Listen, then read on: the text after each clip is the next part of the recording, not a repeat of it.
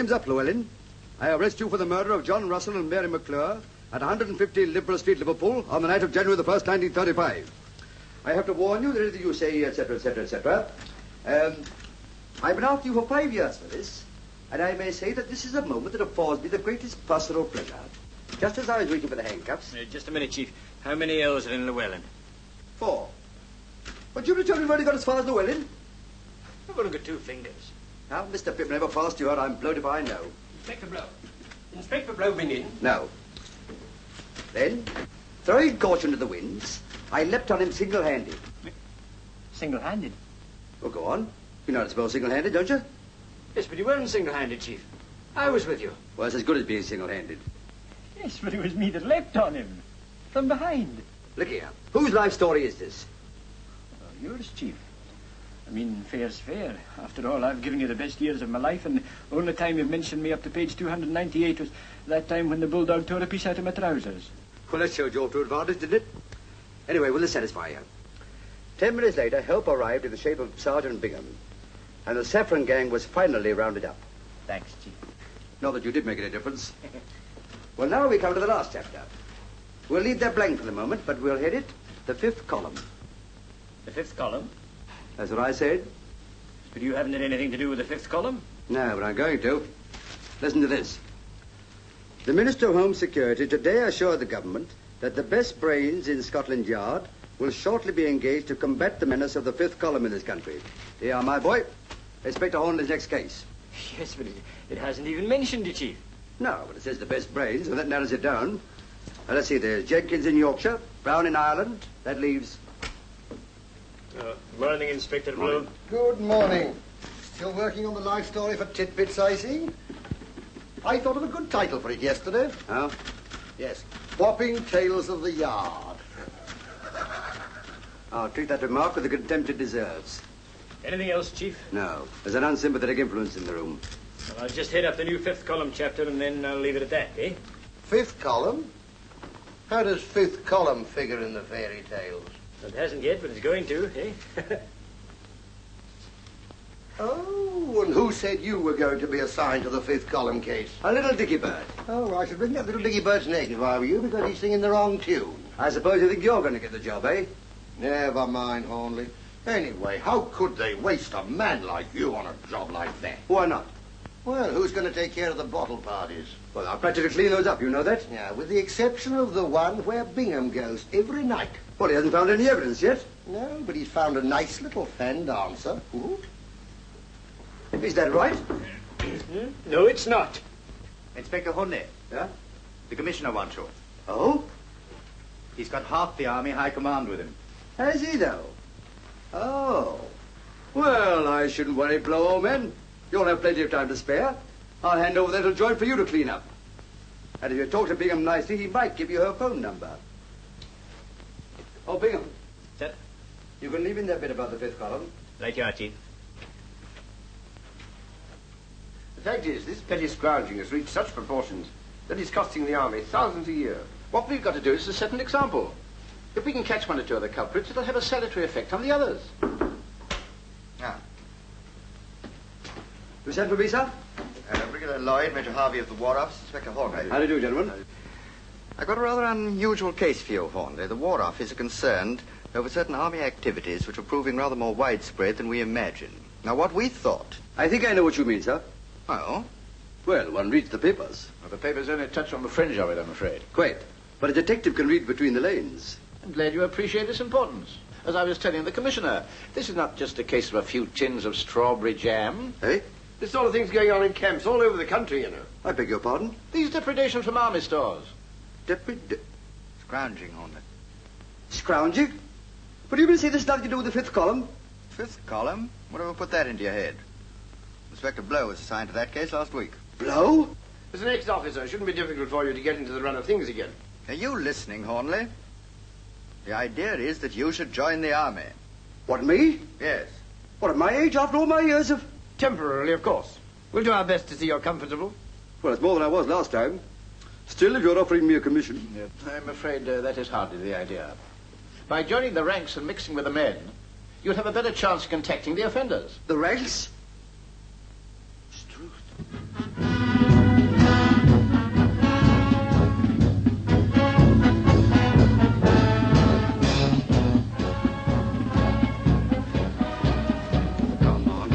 step out. What's the matter with you? Tired out. Well, we're all tired out. But we're not grumbling about it. But I've been carrying these things for the last 6 miles. By the time there was a changeover. All right, we'll have a changeover. Huh? Put the gun on your right shoulder. That'll leave your left hand free to carry the other stuff. I'm going to resign. You're not. You've been put on this job and you're going to stick it out. So what have we done in the case? We've been 10 days here, marching, drilling in Dublin. And all we've got to show for it is blistered heels and fallen arches. Well, you'll have to prop up your arches, my lad. It's Kandahar Day tomorrow. It's Kandahar Day. A field day. A 12-mile march with full pack, followed by a 3-mile attack over open country. Then some bombing and bayonet work. And if we're lucky, a band to play us home to bed. I won't do it.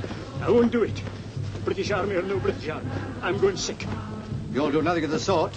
If you start going soft now, you'll give the game away. Yes, please. If I can stick it, you can. And if you go sick, you'll have more than the British Army to answer to. You'll have to answer to me. Going sick.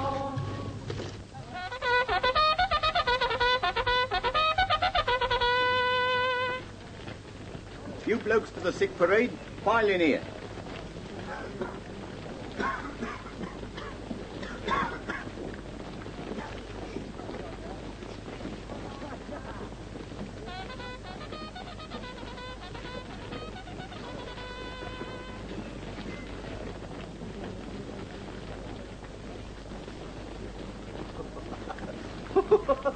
Cool, Blimey, we're well out of that lock, eh? Both perishing while we're full pack.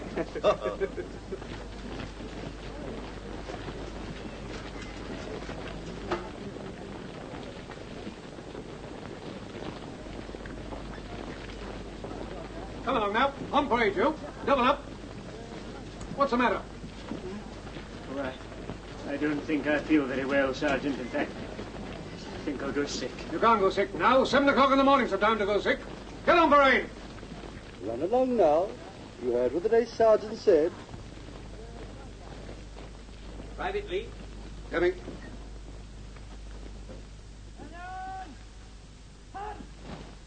Well, what's the matter with you? It's my blistering feet, sir. I've worn the tread off them. And when Lord Roberts made his historic march to Kandahar, it was the proud boast of this regiment that not a man fell out. Today is the anniversary of that great event. And in view of the excellent march you carried out yesterday, I propose to celebrate today by granting leave to the whole regiment till midnight.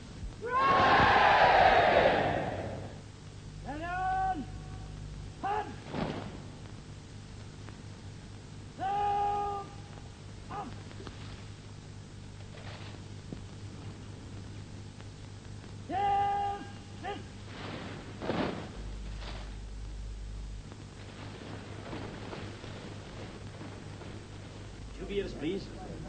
2 beers? Yes, I'm having one for a sick friend. Oh, well.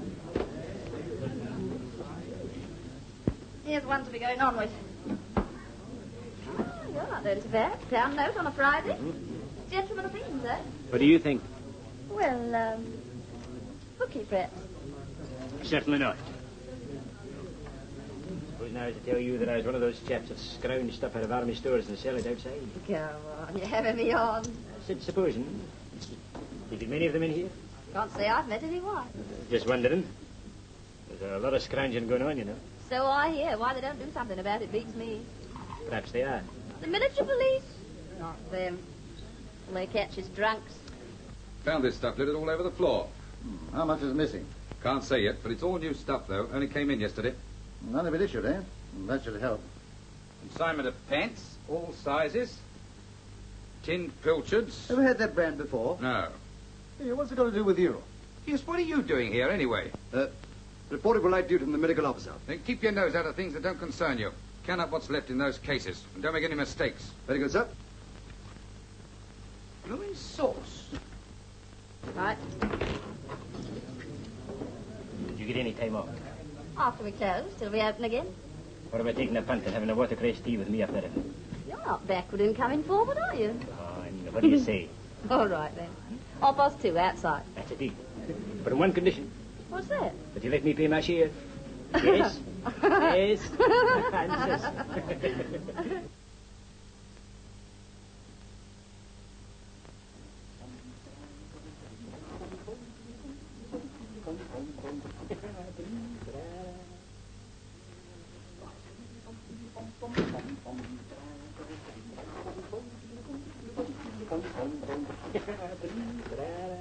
What's bitten you? What a marvellous time, Chief. I've been out with a wee lassie. Look, here she is. Not bad, eh? Only 6 for 3. To Baldy, with love from Daisy. I'm taking her to the pictures tomorrow. For half day. My father's a Presbyterian, too. My father keeps an ironmonger shop. Now, listen, I don't want to hear our life history. While you've been making yourself ridiculous, I've been getting on with the job. And now you can help me. I'm onto something. Yeah? Yeah. Here's some salvers of stuff that was pinched last night. And if we can find any of it around here, we'll know who knocked it off. Yes, but they might have come by it innocently. Well, the stuff hasn't been issued yet. Now, come on, step lively before they come back. Now, you know what you're looking for? Gents' underpants, large size, filchards, and carbolic soap. Now, you take this side. Okay, Chief. I've been through the hut next door, but I drew a blank.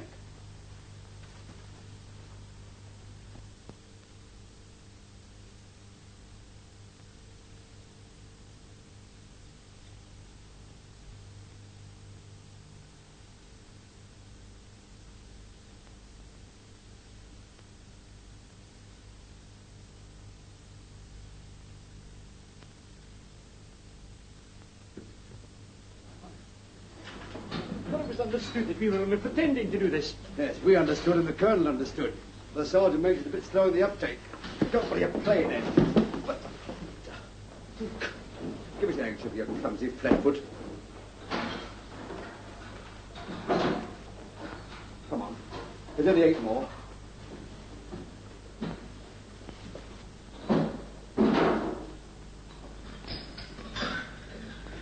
Morning, Hornleigh. Still looking for clues, eh? Ooh! Ooh! I always said there were no flies on Hornleigh, but...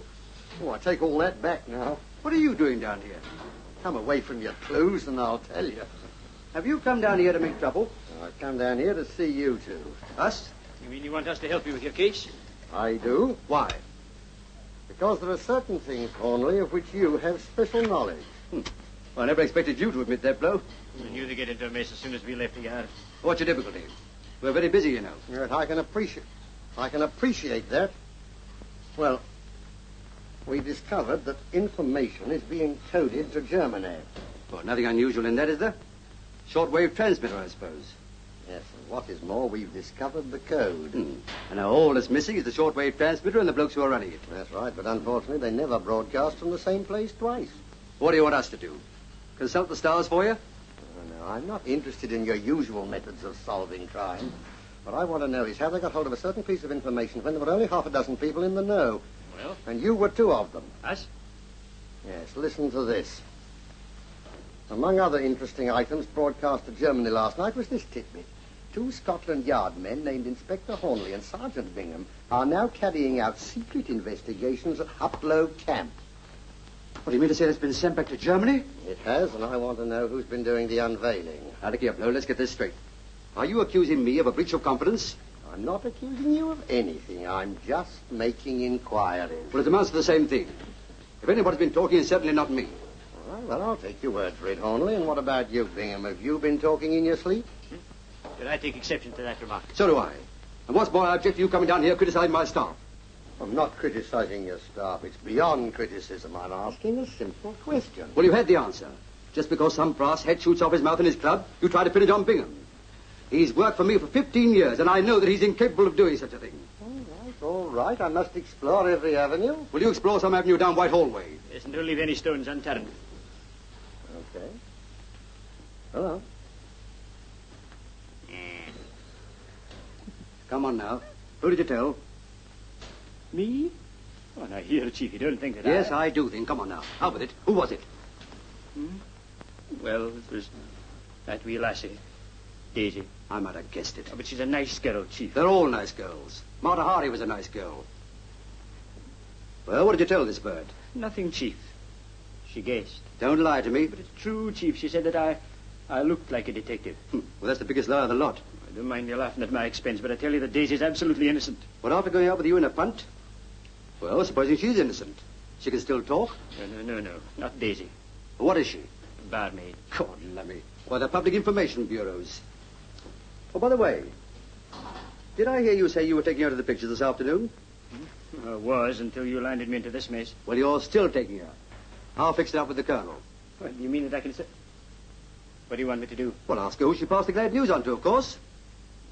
Oh, here, that'll be very awkward, Chief. Well, it'll be more awkward if you don't. I've lived in the seas for so long. How could I hope to be a success in New York? Can't I teach you, Lalo? Then what would become of Bobo or Mara the elephant? Every night as the sun sets, I sing you to sleep with a lullaby. It's sinking now, Lalo. Daisy? Yes, Percy? Gosh, I was longing for you to call time, gentlemen, please, this afternoon. Were you really? Don't she look lovely in her saddle? Not half as lovely as you'd look in one, Daisy. Think so? Just picture it. Bending over the beer pools. Come on. What would the customers say?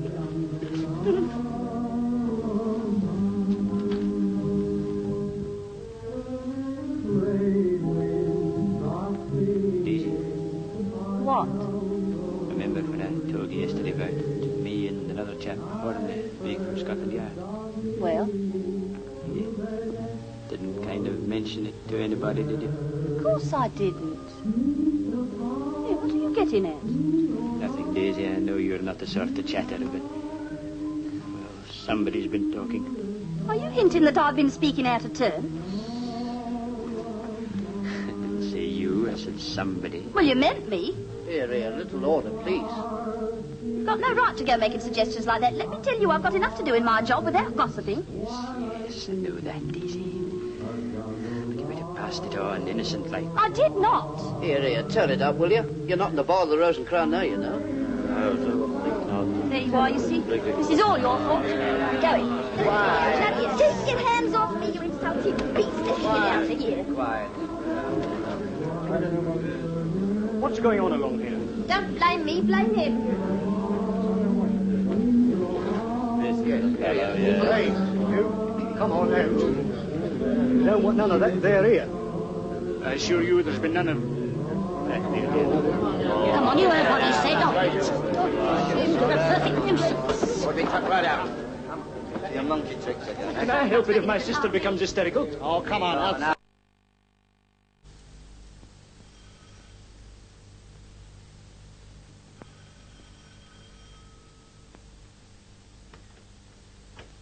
Good afternoon, Miss Johnson. Good afternoon. I'd like to see Mr. Wilkinson. You didn't make an appointment, did you? No, but one of my back teeth is aching again. Something awful. I think you'll find that quite all right. I shouldn't bite on it for a couple of hours, though. Thank you. Miss Johnson, I don't remember No, making... Mr. Wilkinson, it's my back tooth again. You must look at it. I see. Would you mind, madam? I won't keep you one moment. Quite all right. Very well. Please step inside. Charles? I've laid out your dinner jacket. Don't forget you're dining at the club at 8. Oh, yes. I'm going over to Penrith to have dinner with Mrs. Sherwood. We'll probably play bridge, so I may not be back till 8. Goodbye, my dear. Oh, don't forget to black out. I expect you'll be in first. I won't forget.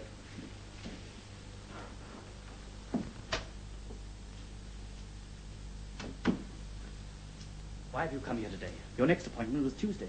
Do you want that girl to suspect? I had to come. He's rumbled. Who? That yard man, Bingham, that I was telling you about. Did you pass it on? Of course. Well, they found out somehow. He questioned me this afternoon and said someone had been talking. Phew, I'm scared stiff. Where is he now? I left him in the pictures. You sure he didn't follow you? Positive.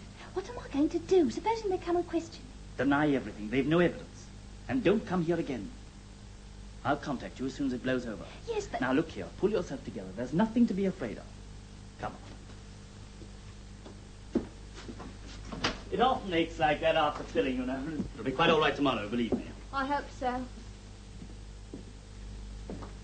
Now, madam, if you please. Thank you.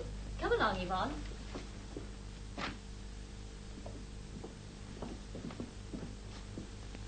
It's It's nearly 6 o'clock. Have I an appointment with this gentleman? No, sir, but he was anxious to wait on the off chance of seeing you. My bridge work needs overhauling, and I wondered if... I'm sorry, I'm afraid I can't manage it now. My hours are 3 to 6, and I have an engagement this evening. Well, perhaps I could come back later. I'm sorry. My engagement is for the whole evening. Besides, I never see patients out of hours. Oh, if that's your attitude, I'll take my business elsewhere. There are plenty of other dentists in the town who will be only too glad to do a little bridge work after 6 o'clock. Good day to you, sir.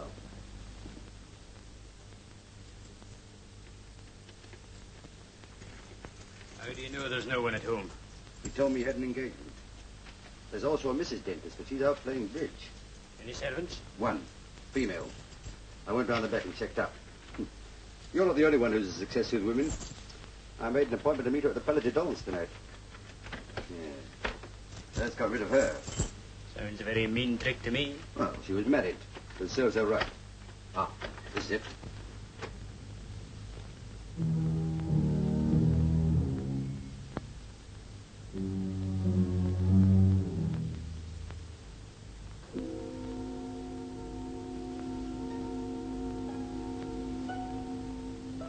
That's surgery. Now let's see what's over here.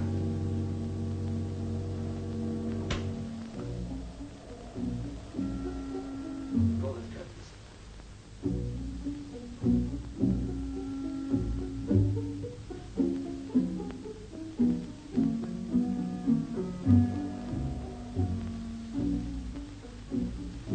There's his appointment book. We'll have a look at that. Still don't see why you should suspect Daisy just because you got toothache when she left me. I agree it'd be a natural emotion. What's her surname? Johnson. Johnston. And you shut your mouth off to her yesterday lunchtime. But she couldn't have seen him yesterday. She was on the river with me until 5 o'clock. And at 5:30 she visits the dentist. Look for yourself. Every time she sees you, she rushes straight to the dentist. Any number of ways of explaining that, Chief. There's only two I know of. Either she's what I think she is, or the way you kiss them knocks their teeth in. Yeah. She was here twice last week. Once the week before. 3 times the week before that. Yes, a fellow called Weatherby sees the company often, too. And a Mrs. Crofter. There's your Daisy again. Supposing you're right. You can't prove anything with that book. Well, we might find something in that safe to tie up with it. What safe? Over there. The twin lock Hector. Easy. That'll be a burglar alarm wire running around the rim. Cut it.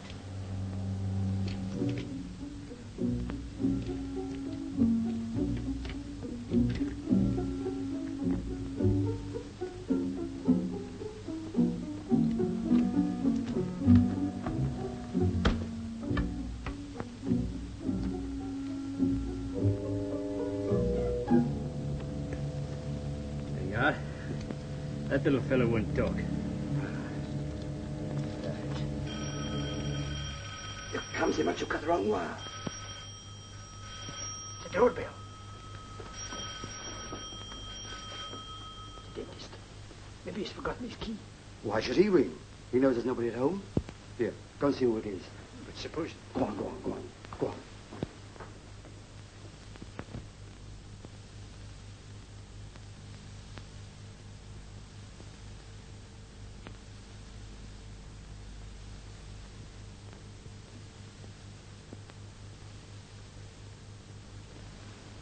Is your name Wilkinson? No. Mine's Blenkinsop. Oh? I want to see Mr. Wilkinson. Why? Why, what do you think I come to dentist for? Have a haircut? I want a tooth out. Eh? Oh, I'm afraid that's impossible. Oh, don't talk so daft. Sorry, but at this time of night... At this time of night I've been in bed and fast asleep. I hadn't had raging toothache. I tell you, I'm not going till I see dentist here. Come on, fetch him out. Well, now, if you'll just sit down for a minute, I'll make some inquiries. All right, but look sharp.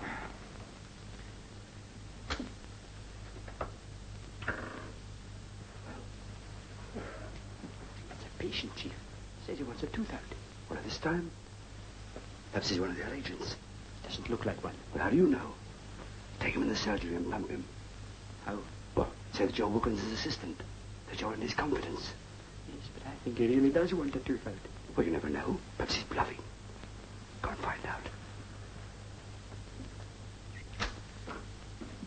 Well, I'm sorry, but Mr. Wilkinson's asleep. I can't It's help it. all right. I'm his assistant, and anything you wish to have out, you can have out with me.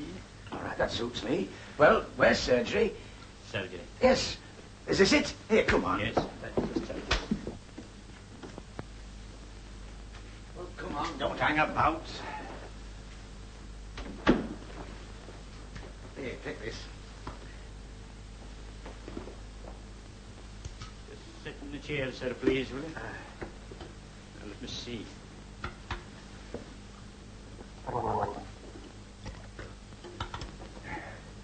Nice evening, isn't it? Fine for getting shortwave broadcasts.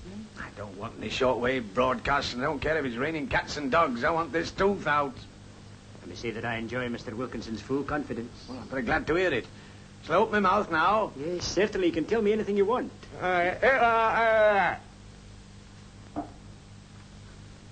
You really want it out? Hey, what's the matter with you? You non-compass mentis or something? You've been here before, haven't you? What's that got to do with it? Well, we just make it a rule only to attend to regular customers after closing time. Oh, dash it all. Do you think I'm going to suffer all night for your silly rules? Here, are you going to take it out, or do I have to take it out of you? Your mind's made up. Oh, it's dawned on you. Right, just wait there a minute, please. Where are you off to now? Oh, what is this, a dentist or a madhouse? Here, are you going to take this thing out? All right, it's coming out. Just a minute. Which tooth did you say it was again? Hmm?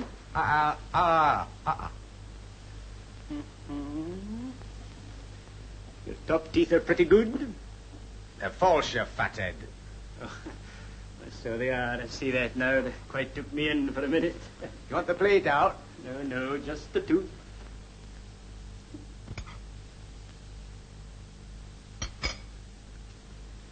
That. Just open your mouth a little wider, please, will you? Hey, wait a minute. You're not going to take it out in cold blood, are you? Can't have a local anaesthetic. Oh, I'm afraid Mr. Wilkinson always locks up everything like that. Hey, what's that over there? Is that a gas apparatus or not? Yes, that's gas. All right, then I'll have gas. Quite sure. This is after effects, you know. Compared to what I'm suffering, the after effects will be a pleasure. Hope you're right.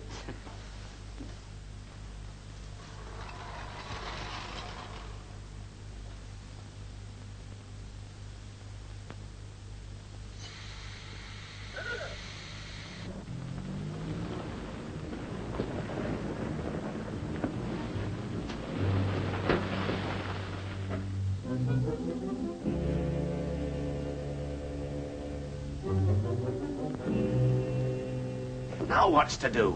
Are you going to give me gas or not? I am. I should hope so, too. I'm sick of sitting here waiting.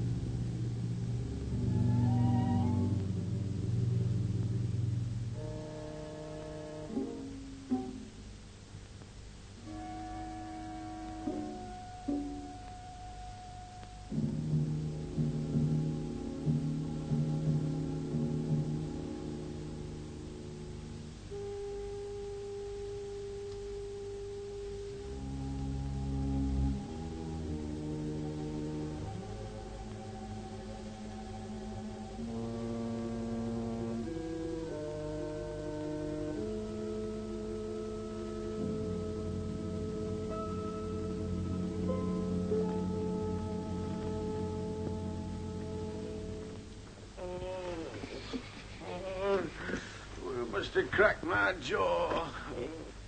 No. Something went, but I don't think it was that. They must have given me too much gas. I feel very faint. Here, come on, come on. The fresh air will do you all the good in the world. I'll take you to a taxi rank and see you in that car.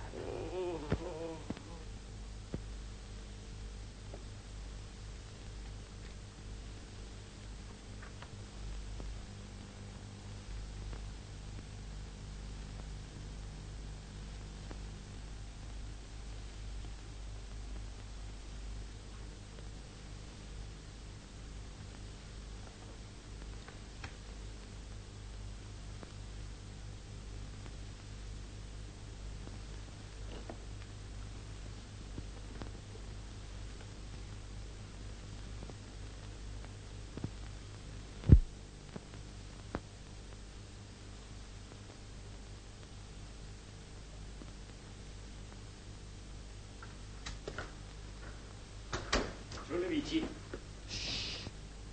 There's nothing to shout about. Do you want to bring that dentist down here? What's happened to the patient? He's gone. Took his tooth out. In fact, 2 of them. What, do you want 2 out? Oh, but I just gave a hefty pull and there they were. 2 of them. There's nothing in this business. It's money for jam. All you have to do is to turn on the gas. What, did you give him gas? Well, he demanded it. Look. 5 bob. Half a crown a tooth. Didn't want to pay for the other one, but the poor man was in no condition to argue. I bet he wasn't. Have you had any luck, Chief? I have. Here. Look at that. It's Daisy and me in the punt. Turn it over. Sergeant Bingham, CID. Where did you get this? In the safe. Can't believe it. You know, Chief, this sort of thing shatters your faith in women. Well, you could do with a bit of shattering. Here, give it to me. But you're not going to put it back in there? I am. But if you find it, that'll make me look like an accessory. Well, you will, won't you? Now then, we're going to leave this place exactly as we found it. Without anyone knowing we've been here. Why, Chief? Aren't you going to arrest Wilkinson? Not yet. You haven't left anything lying around in the surgery, have you? No, I've got the teeth in my pocket. I don't want to see them. Talk about a blooming cannibal. Curtains.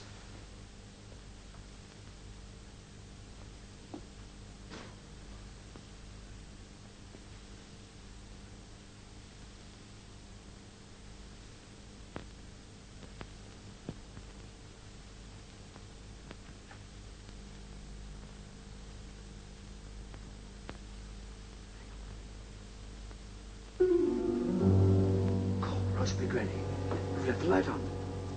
That's funny. I could have sworn I put it out.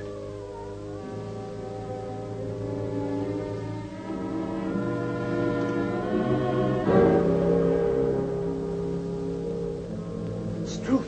What have we done now? It can't be my patient, Chief. Oh, what's going to be? You... It's the dentist. Wilkinson. The gas is still on.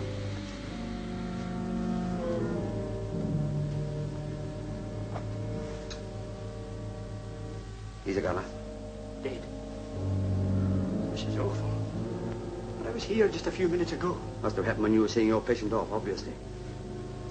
Must have found out that we were here, decided he couldn't face it, and come down and gassed himself. I'd better phone the local police. Wait a minute. Look at these. One shoe is laced across the usual way. On the other shoe, the top 3 holes are laced crisscross. You can put your own construction on that, I suppose. Well, no man laced his shoes different ways. Someone else put that shoe on his foot. Why? I don't know yet. But whoever did it may be still in the house. Wait here.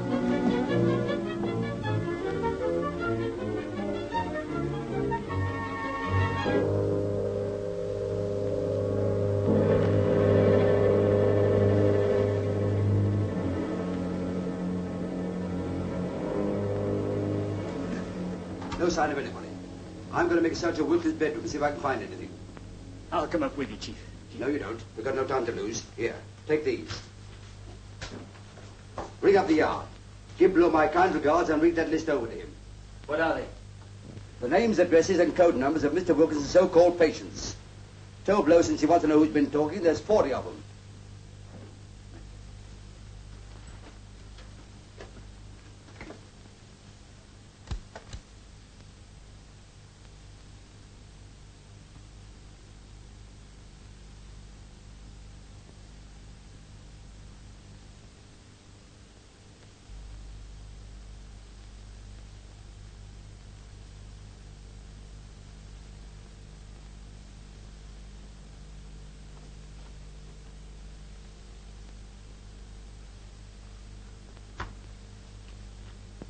Sorry for the delay, Sergeant. Inspector Blow's just gone out.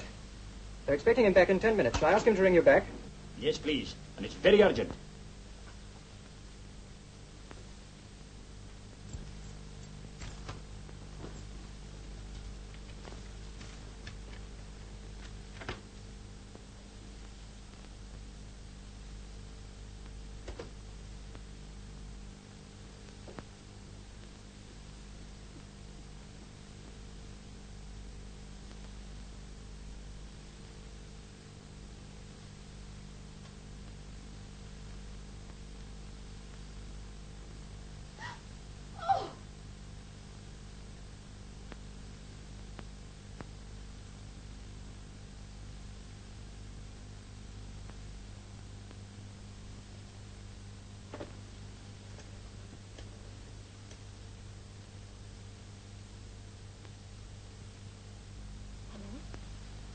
Who's that?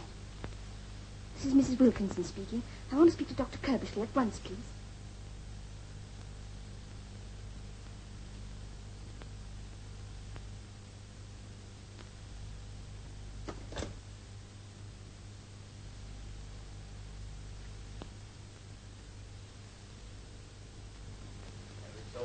It's all right. No need to be alarmed. Who are you? I'm a police officer. What are you doing in this house? I'm here in connection with your husband. He's dead.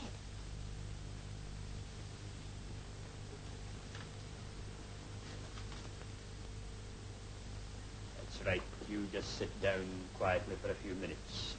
I can imagine how you're feeling. Can you? I wonder. I should be awfully upset, shouldn't I? Aren't you? No. You are Mrs. Wilkinson? Yes. But we weren't what is called a happily married couple. You found out that he was a... Yes. I told him he'd get caught sooner or later. It was no use. They had some sort of hold on him. Who are they?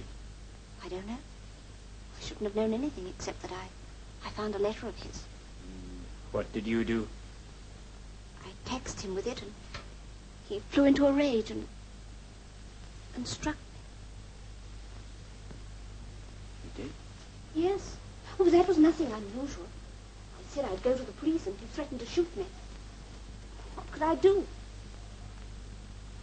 What would you have done? I really don't know. It's very awkward for you. Could I have a cigarette, Inspector, please? Why, certainly. Now, I'm afraid I've got to ask you just a few questions. You're not going to be brutal to me, are you? No, that will hardly be necessary. But they'll expect a statement, and just as a mere matter of formality. Oh, yes, of course. Well, I shan't attempt to hide anything from you. Thank you. Well, now, do you know what part your husband had in this organization? None. But I'm sure it couldn't have been a very important one. Oh, I'm afraid you're wrong there, my dear, Mrs. Wilkinson. As a matter of fact, I'm quite sure you are. Well, what makes you say that? Well, I have here the names and addresses of 40 of his patients, whom I have every reason to believe supplied him regularly with information. But I can't believe it. Are you positive of that? I found it in a book in his safe. But if he's as important as all that, why did he take his own life? He didn't. Somebody else took it. He was murdered. Oh. Here, Mrs. Wilkinson. What's the matter? Oh, pull yourself together. There. Mrs. Oh, God, that water's...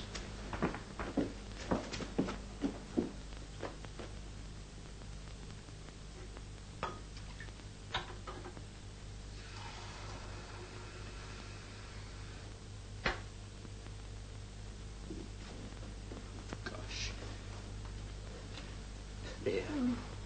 That's better now, isn't it? Here, drink this. I'm sorry. It's all right. You'll be feeling better in a minute. I can't stay the night here alone, Inspector. Well, I'm afraid I'm on duty. But I've got a sister who lives just round the corner. Couldn't I spend the night with her? I'm sorry. I can't allow that. I promise I wouldn't move from there. No, you wouldn't. And if it rested with me, I'd let you do it like a shot.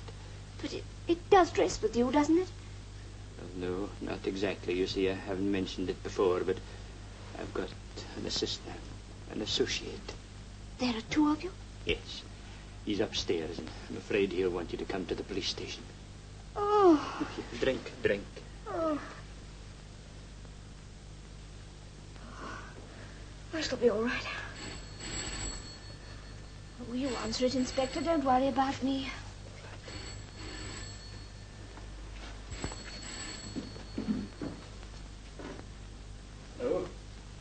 Hello, yes? Oh, Inspector Blow.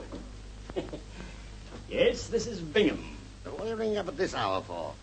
I decided to confess after all. Certainly not. Though, as a matter of fact, it's not unconnected with your inquiries this morning. Well, now, Hornleigh and I decided that as you were floundering about to give you a bit of help. To put you on the right road, as it were.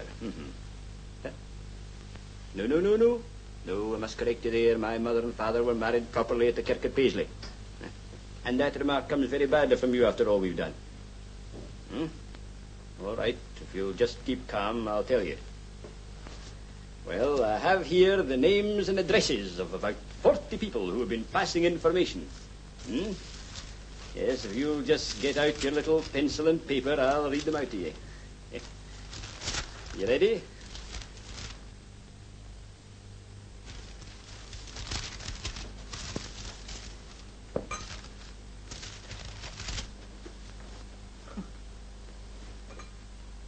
Just a minute, Blue. I think I've got a hold of the wrong piece of paper or something.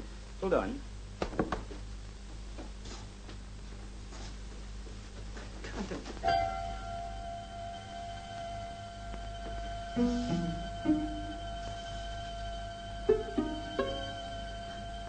Mrs. Wilkinson.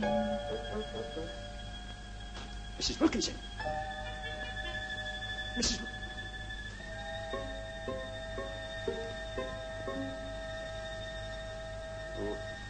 Hello, Blow. Sorry, there's been a slight hitch. I'll ring you back. Mrs. Wilkinson. Mrs. Wilkinson. Maybe she's gone to her sister's. Gosh, I hope so.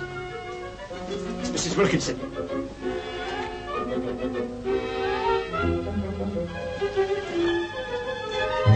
Mrs. Wilkinson.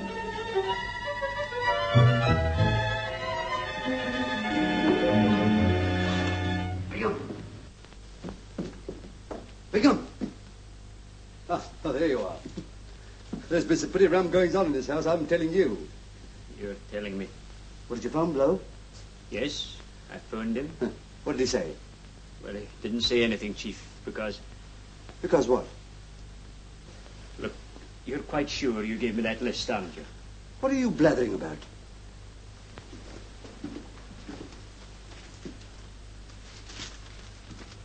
That's all I've got, Chief. There's nothing on it. Look here. What the blaze have you been doing while I've been upstairs? Had it in my hand when I first phoned Blow. Well, go on. Well, he wasn't in, and so I put it back in my pocket. I know it was there when she came in, because... She? Mrs. Wilkinson. So she's here? Well, she was here. Was? Yes. I'm afraid she's gone to... Gone where? Just through that French window. Look here, you drunk as well as incapable. Told her to stop here, but she must have slipped out when I was on the phone.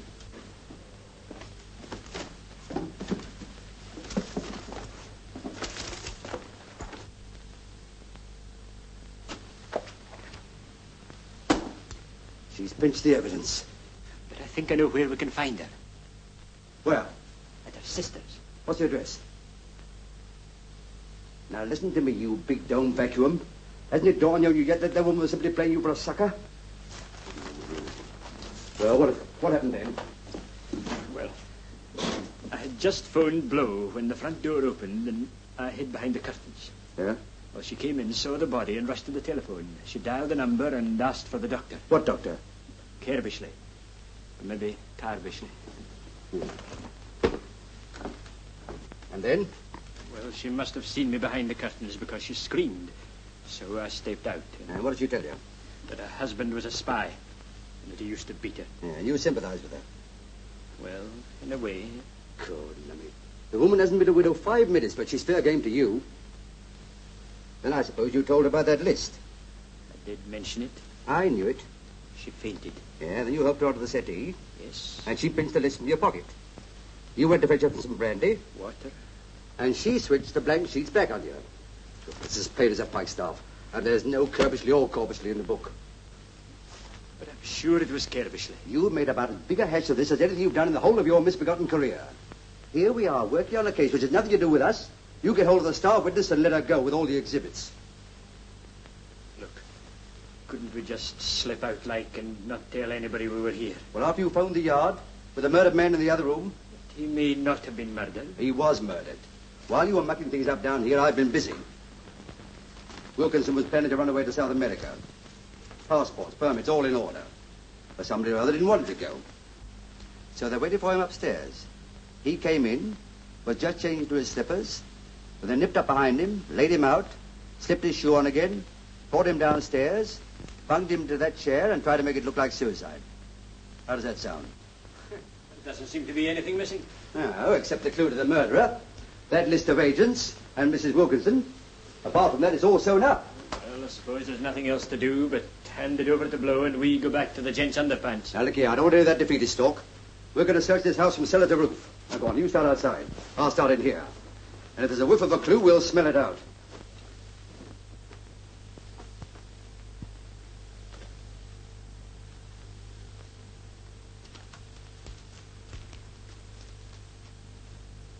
Hello, what's this?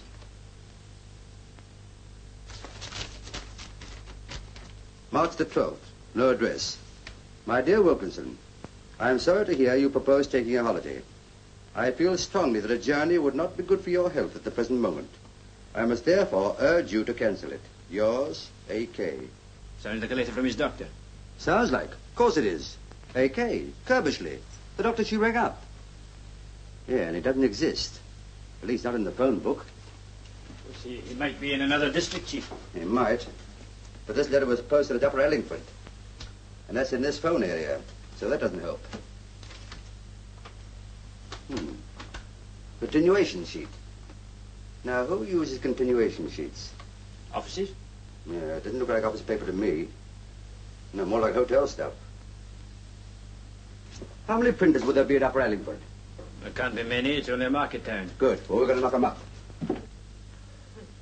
There may be only half a dozen printers in the town, but a more bad-tempered lot I never saw. You can't expect them to dance for joy when you get them up out of their beds in the middle of the night. Don't feel very happy myself.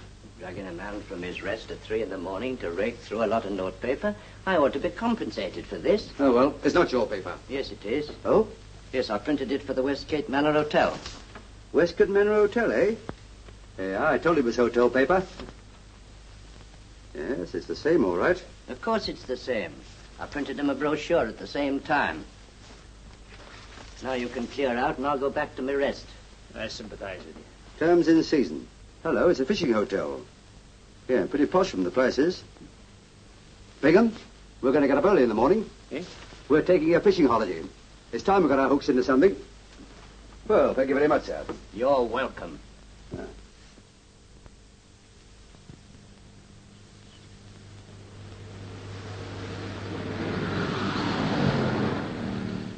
Morning, boy. Good morning, sir. You two gentlemen after the same vacancy? Vacancy? What, are you full up? Well, one day we are, the next day we're not. If I had my way, I'd give them mistresses and stop all this chopping and changing. Hey, what about our luggage? You brought your luggage with you? Optimists, aren't you? You don't look very busy. No, we're not now. They're all out on a paper chase. You did say paper chase. Yes. Got me up at 6:30 this morning. It's this new Mr. Rolfe's idea. He started all these capers. Mr. Jenkins was much more sensible, but he joined up 3 weeks ago along with Mr. Smart, the science master. I tell you, there have been so many changes here since the war started, I can't keep pace with them. You wait in here.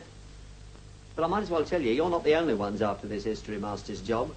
There's another old bloke in there already. So it's not a hotel anymore.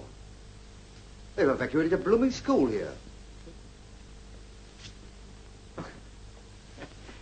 You know, Chief, I didn't like to mention it before, but, well, I never did think much of that clue of yours. For once in a way, you were right. Cable College, Muswell Hill, London. Notice the prefix. All prefects must be responsible for the blackout of the dormitories. Dr. Alfred Kirbishley, headmaster. A.K. We thought it was a medical doctor she rang up last night. But it was this fellow, a doctor of literature or something. This puts a new face on it, as the Duchess said when she had her dial lifted. Yes, but I still don't see anything very sinister in that. Well, it hadn't occurred to you, I suppose, that a woman who's just found her husband dead doesn't rush to ring up a schoolmaster. Yes, it is a bit peculiar. Now, this is where you earn your oats, my lad. Put that luggage back into the car and drive down to the town. Put up at the local hotel and find out all you can about the doctor. It's a small place and they're bound to know everybody's business. What about you, Chief? Somebody's bound to ask what you're doing here. Oh, I'll say I'm a new boy who's a bit backward. Now, go on, off you go. Don't forget, if there's a barmaid there, when she pours out your beer, don't pour out your soul.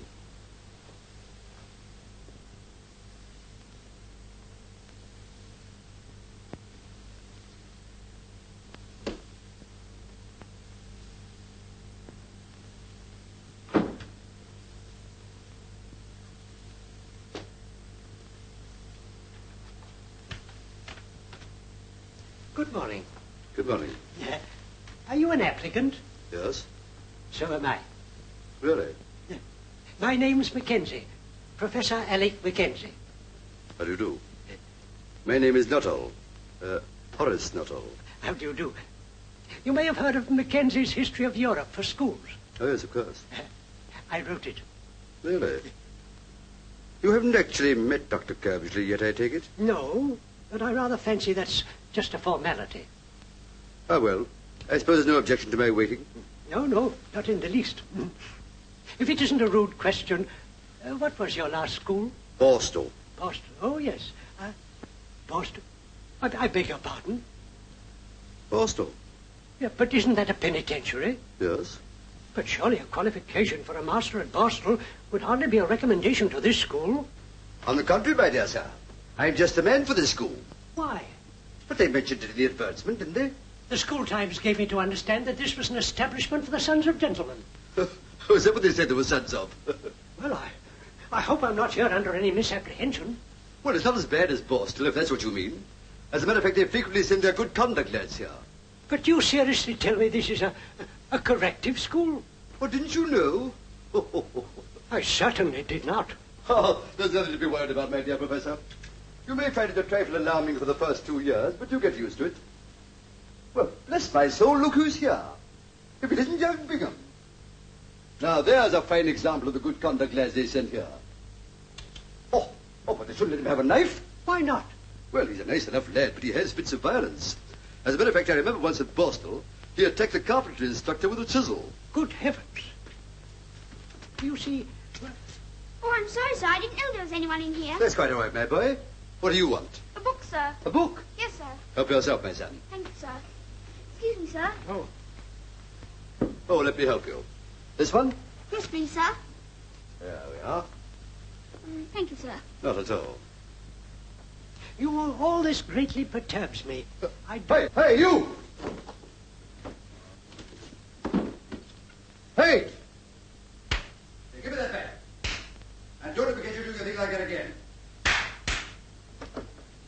You rascal. What's happened? Have you missed anything?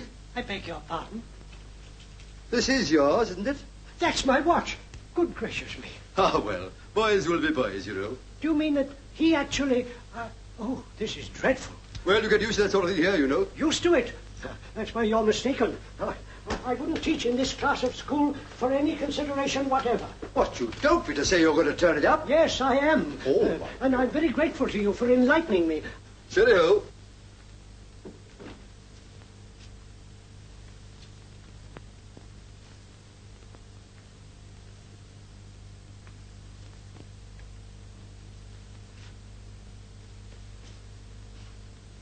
Professor Mackenzie? At your service. Will you come this way, please, Professor? Dr. Kirbishley will see you now. With pleasure.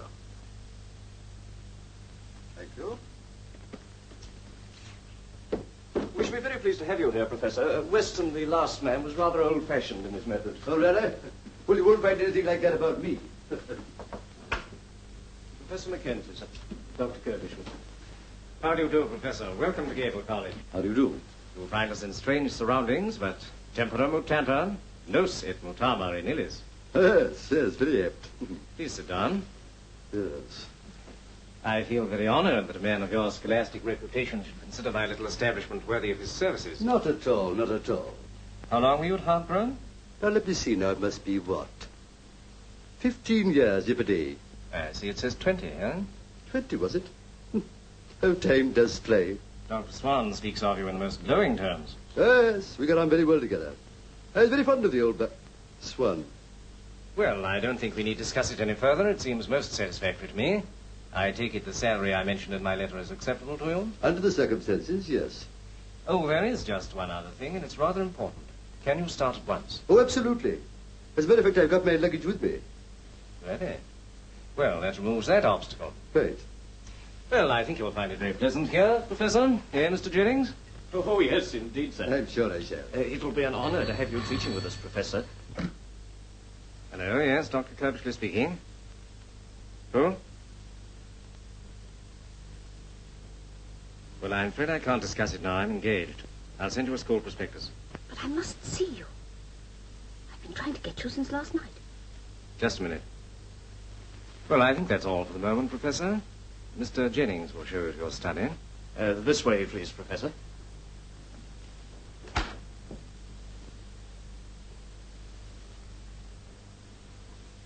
I've told you before not to ring me here. What is it?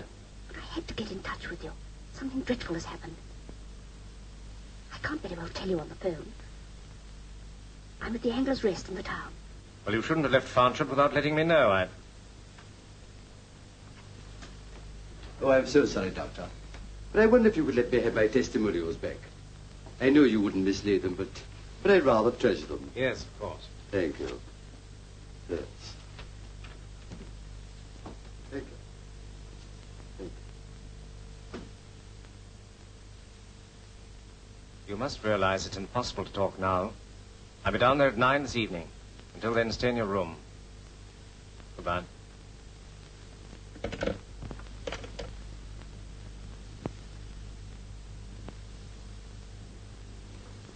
I have number 8, please?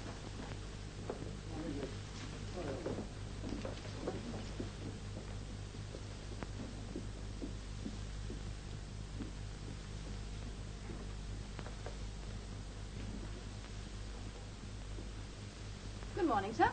Good morning. I want a room, please. Certainly, sir. Good to see the sun again, isn't it? Yes, it is. Will you be staying here long? A few nights, maybe. You'll want a single room, I suppose. That's right. I've got a very nice room facing the river. Hmm? Yes, but I think I'll have the single room. Very good, sir. Will you read it to me, or shall I read it to you? You read it to us, sir. Oh, very well. Here we are. Evolution of the Corn Laws. The effect of the Industrial Revolution, connected with the mechanical invention and the utilization of steam, transformed Great Britain from an agricultural to a manufacturing and commercial country. Everybody understand that? Oh, yes, sir. Oh, well, the opposition to the Corn Laws steadily increased. At length, the Conservative Premier, Sir Robert Peel, became a convert to free trade, and in 1846 carried a measure to put an end to the Corn Laws. By this act, the duty on corn was at once greatly reduced. And it ceased altogether in 1849, with the exception of a registration duty of 1 shilling per quarter, which terminated in 1869. You know, I don't know about you, but I find this a trifle dry. So do we, sir. I thought so. Well, now, but it does mention one very interesting man, Sir Robert Peel, the founder of our modern police force, and a very good job he made of it, too.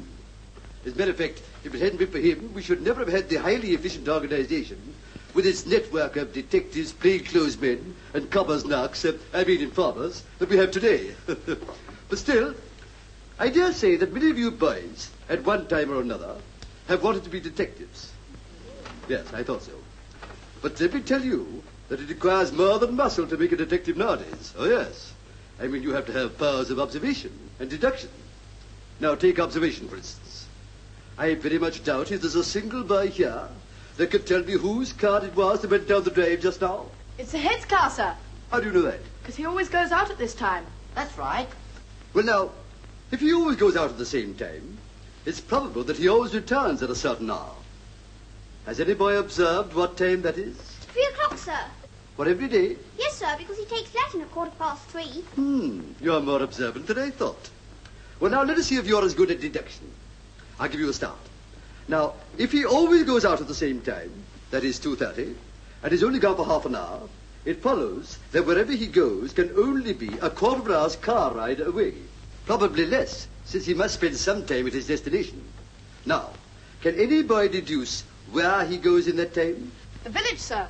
What makes you think that? Because I've seen his car there, sir. That's right. Parked outside the post office. I see. Still, that is observation, not deduction. Now, let us try and deduce what he does in the post office. Excuse me, sir, but isn't that the headmaster's business? I beg yours.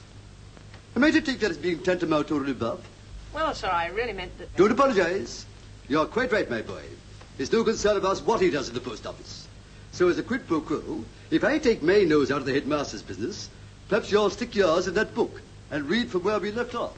What they're doing is they're butting in on a case that doesn't concern them. My case. If you're right, I shall have something to say to Inspector Hornleigh and Sergeant Bingham.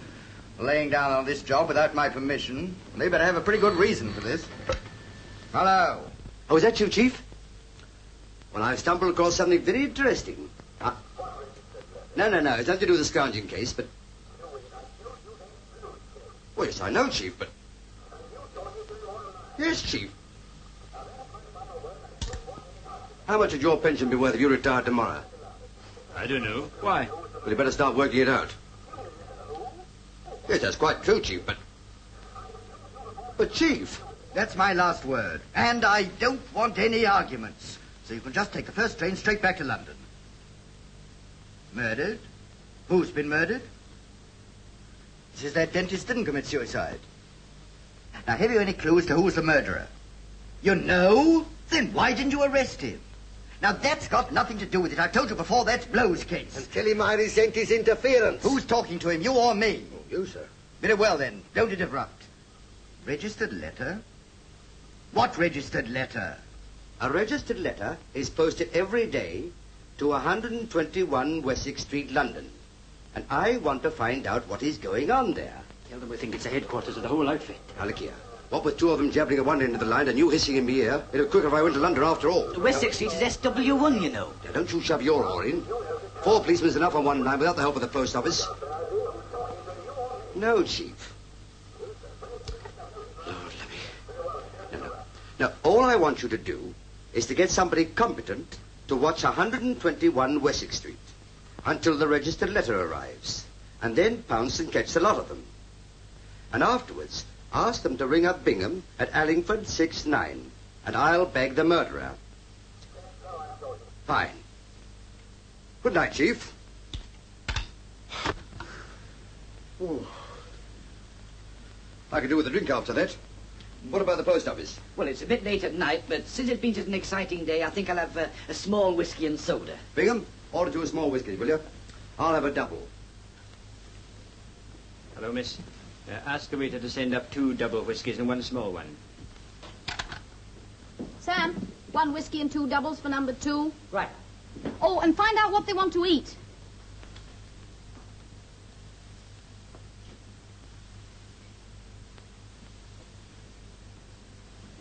Good evening, sir. Good evening. I believe you have a Mrs. Sutton staying here. Would you be good enough to send out my card? Yes, sir.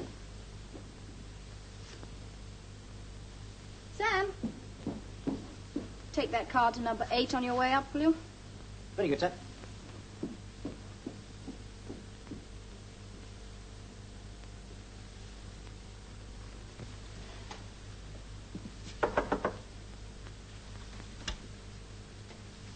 The gentleman downstairs handed that in, miss. Oh, thank you.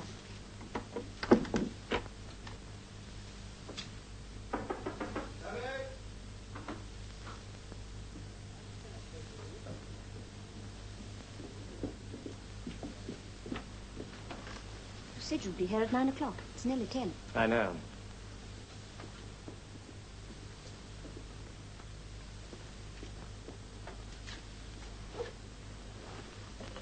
It's Carlson. He's dead. I know. He was murdered. So it was you who killed him. You reported to me that he was about to clear off to South America. A man like that's not only useless, but dangerous. Well, all I can say is you might have been a little more careful about it. In what way? It may interest you to know that whilst you were disposing of Carlson, there were 2 detectives in the house. You sure? I met one of them. Did you find anything? Only a list of our agents in the safe. You needn't be alarmed. I played the prostrate widow very successfully. Well, I'll be getting along. I should have closed on my cucumber frame a couple of hours ago. Well, thank you very much for your assistance, Mr. Tomboy. A pleasure. Good night, Inspector. Good night. Good night, Sergeant. Good night, Mr. Tomboy. Hello? Is that you, Hornleigh? It's Blow here. I say, what sort of game are you playing? Oh, listen, I'm in Wessex Street now, and there is no 121. The highest number in the street is 75. Hey, what are you talking? Here, hang on a minute, will you? Bring back the post office, will you? Quick. Mr. Tomboy! Just a minute. Yes? He wants you. Where's your registered letter book? Here it is. Well, you know what I want. Yes. Ah, here we are. Now, this can't lie. I've got the post office registered letter book here.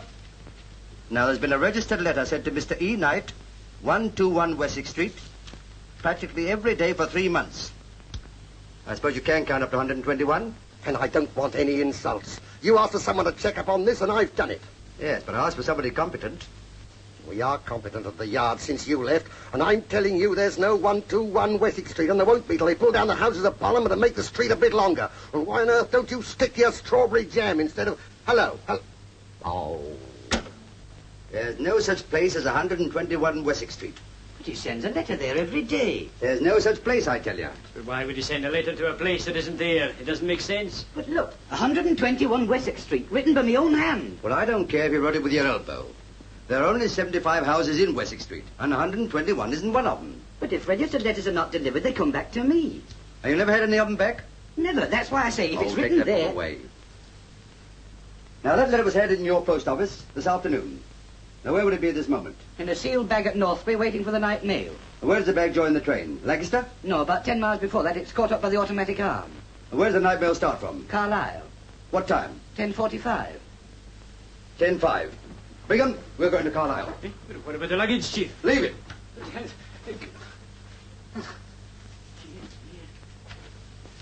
I'll get you a passport, Helen, and you can go abroad to a neutral country. There must be one left somewhere. Wait a minute. There's a detective who's in the house. Which one? The tall one. The little fellow they've got in tow is the village postmaster. And I was under the impression that the man with him was my new history master, and I appear to have made a mistake. Suppose it was just a nominal charge for the room, seeing I haven't slept in it? I'm sorry, sir, but I'm afraid you'll have to pay the full price as you've used the room. You're charging me for bed and breakfast, and I haven't it either. Go on, pay up and don't argue. Well, if it was my own money, I'd be adamant. Seeing it will go down in expenses or concede the point. They must have found out I was here. If they had, they'd hardly be leaving. No, I fancy they've something else on their minds. Oh, can't you pocket it without counting the change for once? Come on, come on. Good night, Mr. Tomboy. Give me the thanks again. Right. Oh, good evening, Mr. Tomboy. I wonder if you'd mind obliging me. I know it's after post office hours and all that, but I should be very grateful if you'd break the rules and cash a money order for me.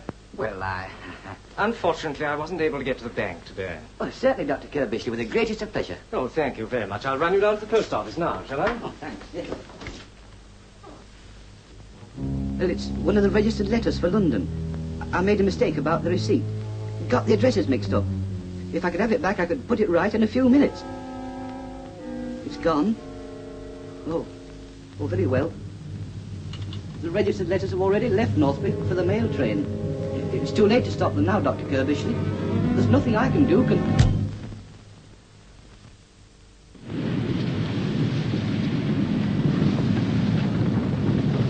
You've no reason to suspect any of your sorters, have you, Joe? No. Of course, I can't say for certain. We keep getting new ones on as the young ones are called up. But it wouldn't surprise anybody if somebody new came on tonight. I don't follow you, Inspector. For me, for instance. Sorting isn't an easy job, you know. It's years before you're any good at it. Well, you're short-handed and I'm no good at it. You can keep telling me so. Say you're going to give me the sack in the morning. That'll fool them. It might work, Joe. What do you think? I don't know. It's got to work. Now, come on, you're the postmaster. Who can you substitute me for? When's young Runcorn due for the call-up? Any day. Well, if we can stop him before he gets here, we can tell the rest he's had it. What about me? Can't I be a sorter too? No, you can't. You're going to be what you've always been, a passenger. Hello. Send George in here, will you, please? Runcorn's been called up. He'll take his place. Evening all.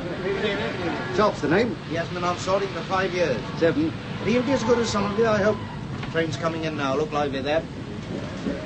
Sorry, late for dinner, John. Let's all out.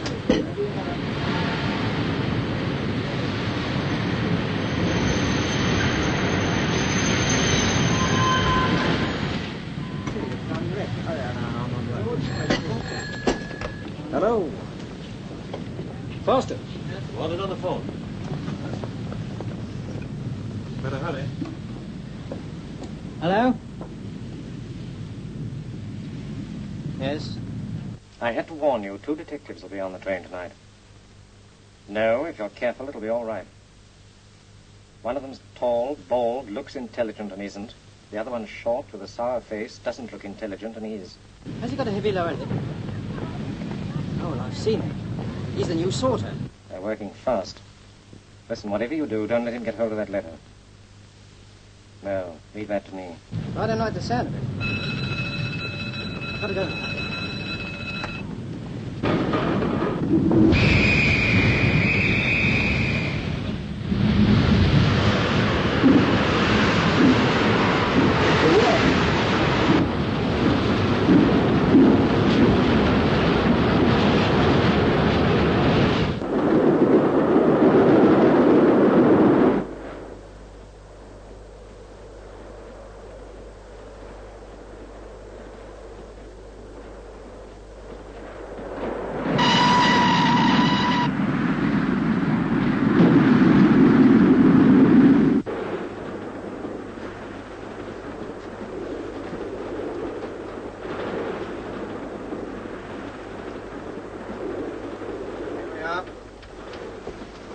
Registered.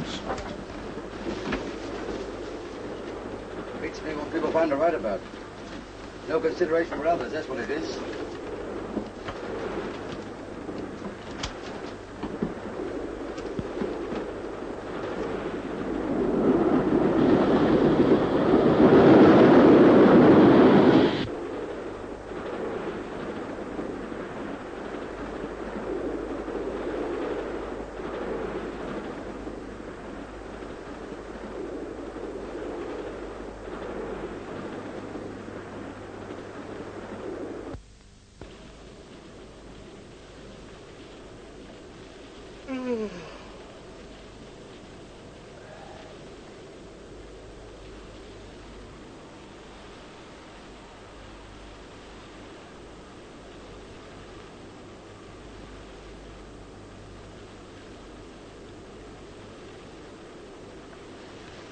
You?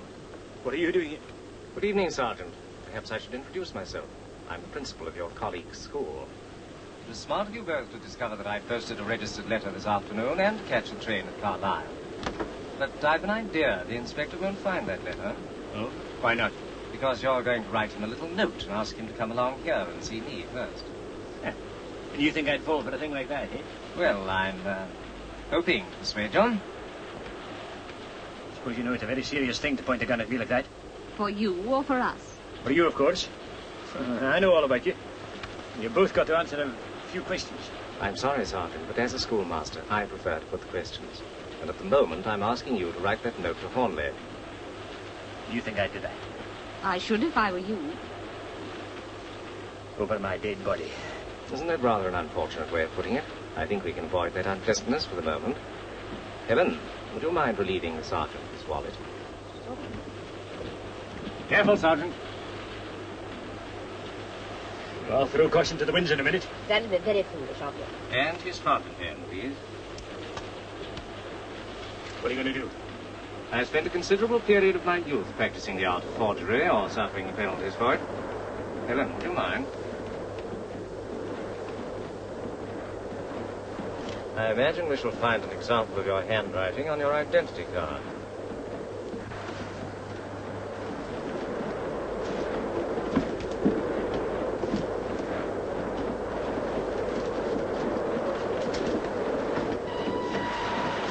Mr. Busby.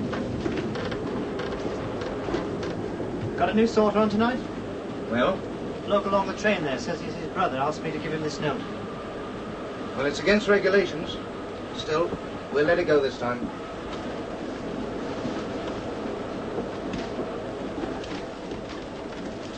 You're still on that lot?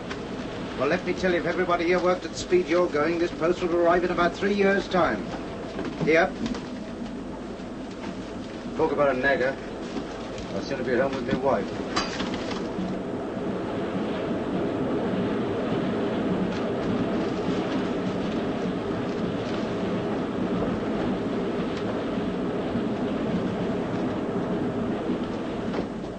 I've got to go along and see my sergeant.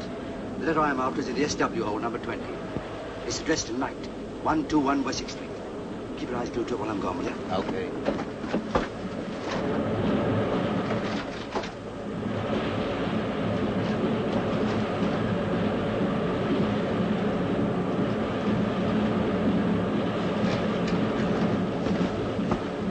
God, I'm a CID man.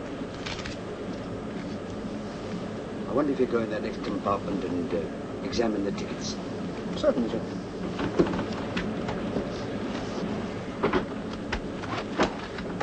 Tickets, please.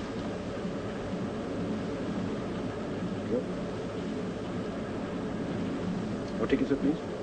I don't think I've got mine on me. Inspector, I think I'll come with you. I think I've got yours, Edward. Thank you, madam. Thank you, sir. There you are, dear.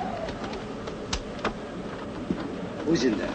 Tall, bald-headed gentleman, sir. Looks rather pale. Yeah. Anybody else? A well-dressed man with a long nose and a red-headed woman. Rather pretty. Aha.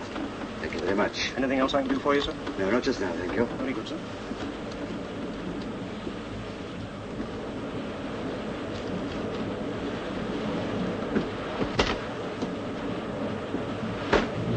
Excuse me. What's he think he's doing?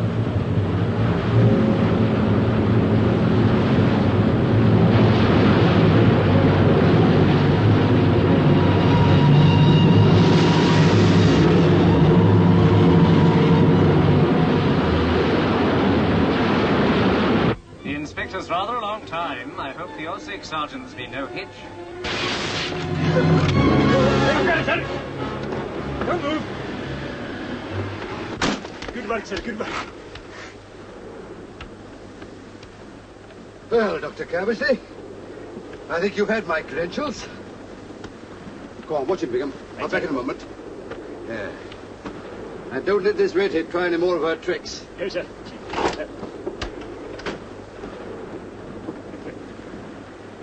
It's just an example of the way we work, you know. Now I'll have my fountain pen back. Yeah, Corporal. Look out those two. It's what is known as a matter of national importance. All right, Inspector. But I ain't a corporal. Well, you will be. Come along, Bingham. I may need your help. So long, Doctor. See you later.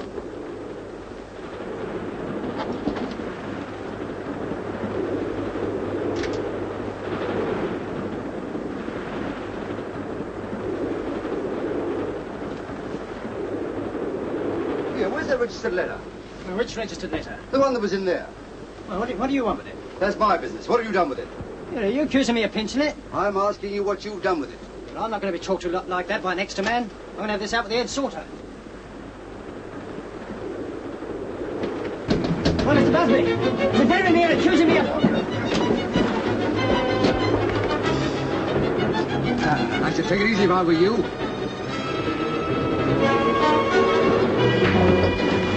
All right, fellas. We're from Scotland Yard. This is Inspector Hornleigh of the CID. Look out to him, will you? He's a 5th columnist. Come on, out of it.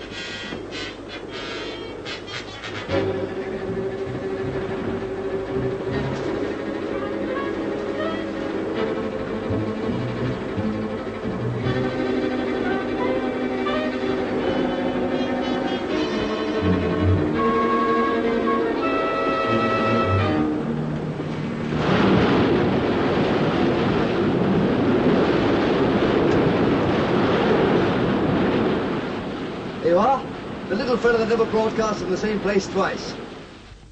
And within 24 hours of laying my hands on the mystery transmitter, I had the whole organization behind bars. Morning, Hornleigh. Morning, bloke. Still on the last chapter? Making the most of it, I suppose. I am. Oh, I mentioned that you had some connection with the case. Oh. You still haven't mentioned my connection with it. Well, I haven't finished yet. In conclusion, I would like to pay tribute to a man without whose help I could never have achieved this coup. Mr. Tomboy, the postmaster of Upper Allingford. Now, look here, Chief. I've given you the best years of my life. Hello? Oh, morning, sir. Commissioner for you, bloke. Morning, Chief. But Hornleigh's on the scrounging case, sir? Since when? Oh. What? Me at my age? That's right. Suppose I'll get a commission. No, private.